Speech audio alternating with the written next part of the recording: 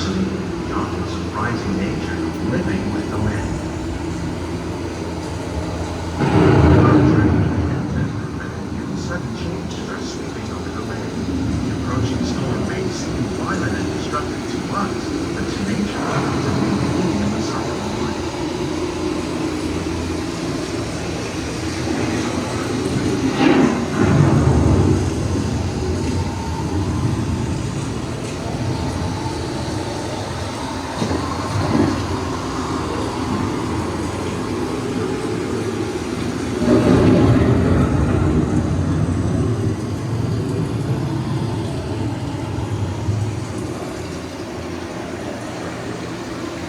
Beneath the surface of the land, roots trap water from the flowing mud, extracting precious nutrients and minerals.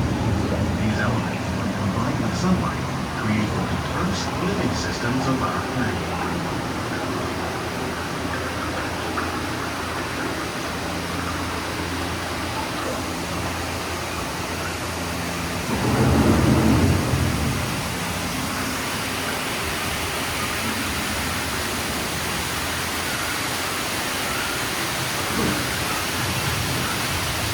One of those living systems is the rainforest, home to the most amazing concentration of life on Earth planet. These dense and beautiful forests cover only a tiny portion of the Earth's surface, but they contain more than half of its air and elements. Rainforests are also extremely rich in protective living systems, providing us with oxygen, food, medicines, and other elements essential to our lives.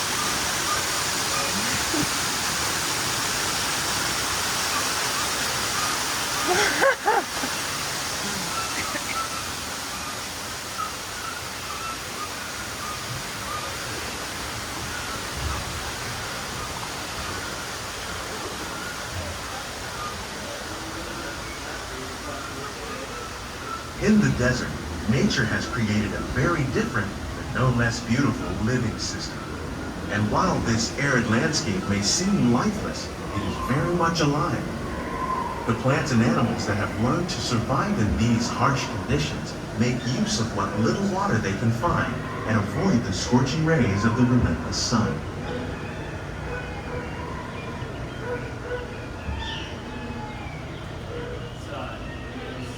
The American prairie once appeared as desolate as the desert, but over time, rainwater and nutrients gradually penetrated the hard surface of this land. Even the hooves of the mighty buffalo helped create the rich soil that would one day become home to the American farm.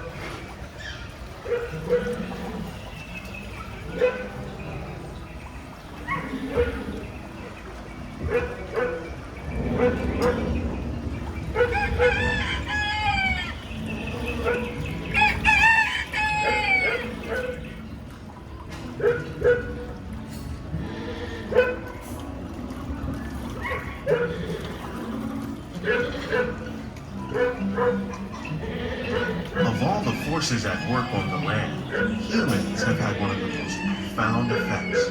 The need to produce food for a growing world led to the enormous use and sometimes overuse of the land. In our search for more efficient ways to grow food, we often fail to realize the impact of our methods.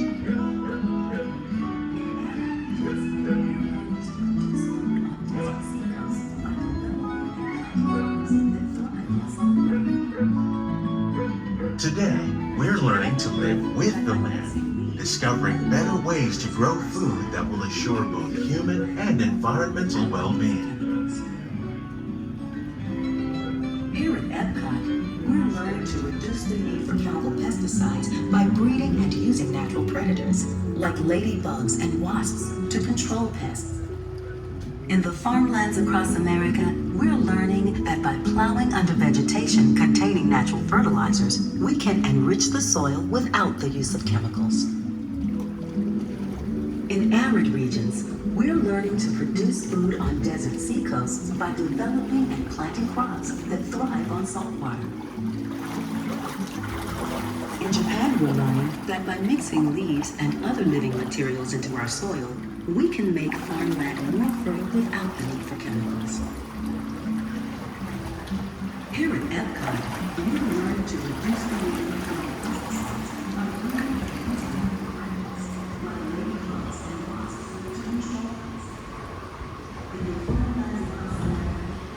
How will we meet tomorrow's growing needs for food production, yet still respect the needs of the land? Some of the answers are being discovered just ahead. To help us maintain these carefully controlled ecosystems, and for your safety, please remain seated in your boat at all times.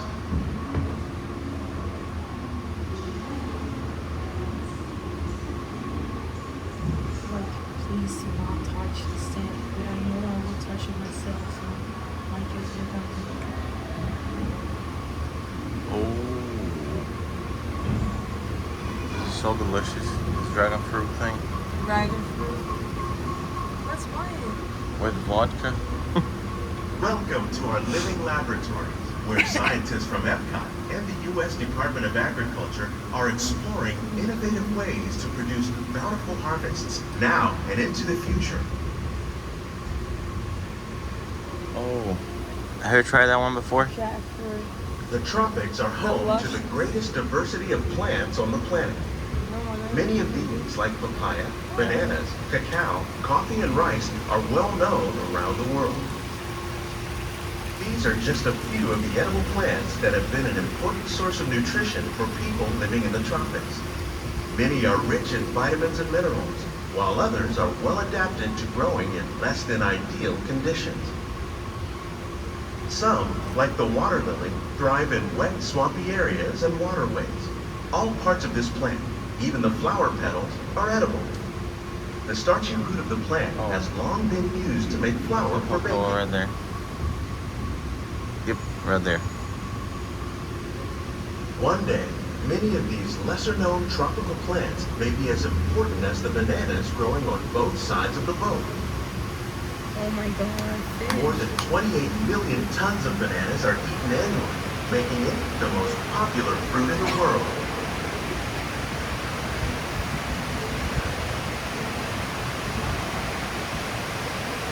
Oh my god. Very new. They are. When we mention farming, you probably don't think of fish, but fish farming, or aquaculture, accounts for nearly half of all the seafood consumed globally.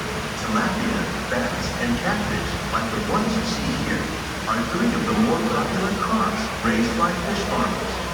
The sustainable system we're using here recycles the water in the tanks. As a result, we're able to save millions of gallons each year. Our small fish farm produces nearly 5,000 pounds of fish each year to serve at restaurants around Walt Disney World. Innovations like this one can play an important role in our efforts to produce bountiful harvests and still protect natural resources. The sea shrimps, that's what you can eat. Amazing, delicious. You know this, seafood grass, like a long grass. My mom used to say it to me. Look, Or- While there are how more they than did that. 50,000 edible plant species in the world, most of us are only familiar with the handful that make up our everyday diet. The common grains growing here, wheat, maize, sorghum, and millet, plus rice, account for nearly 2/3 of our global food consumption. Learning how to increase yields of these staples is an important goal of research around the world.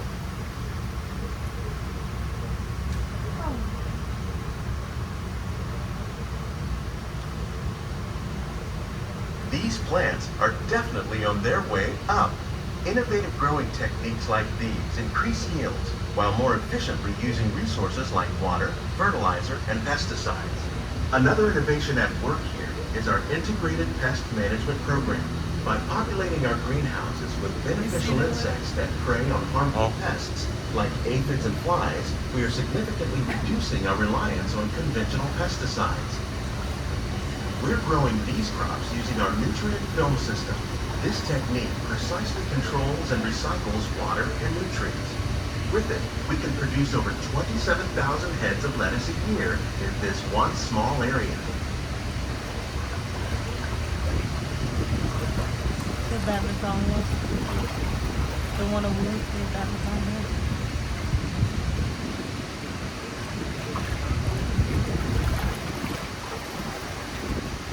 Some Did of you our ever best see a ideas snake? have been inspired by nature, like these fruit and vegetable trees. By growing these ground plants vertically, we can increase yields and better control diseases. These crops taste as good as they look. In fact, we serve more than 15 tons of produce from our greenhouses in restaurants here at the land every year.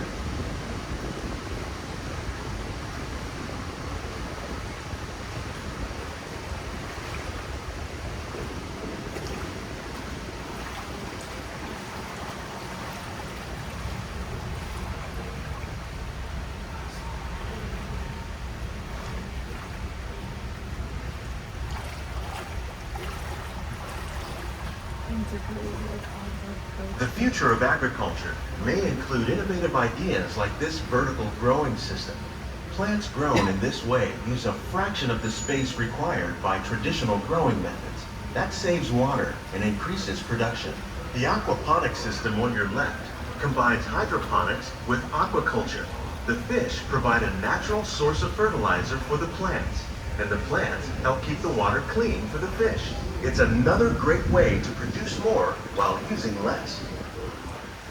In our lab, Epcot scientists are working with the U.S. Department of Agriculture on a number of innovative projects. The goal of these efforts is to produce higher yielding and better quality plants.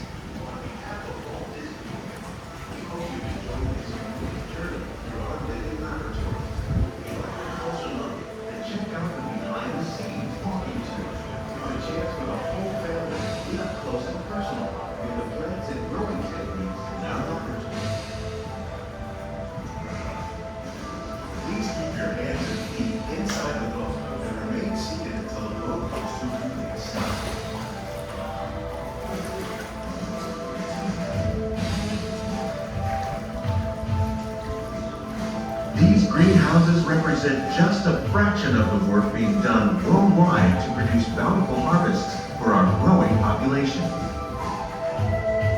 Scientists, farmers, and even backyard gardeners are doing their part to improve the quantity and quality of foods that we all rely upon. Together, we can continue to find more ways to increase food production and protect our precious natural environment. Only then will we truly be living with the land.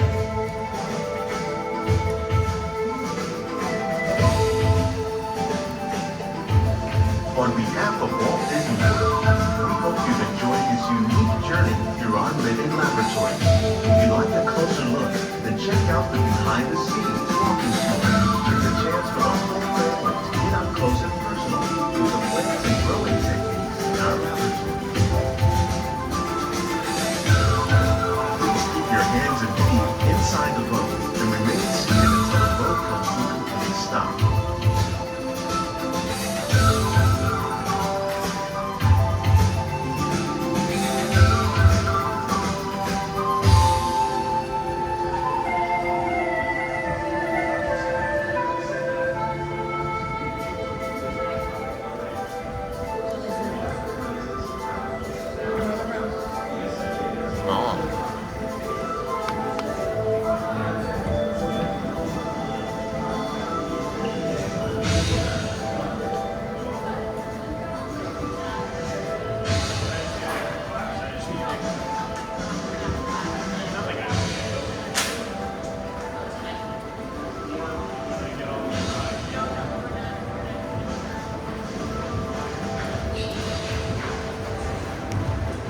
It's over.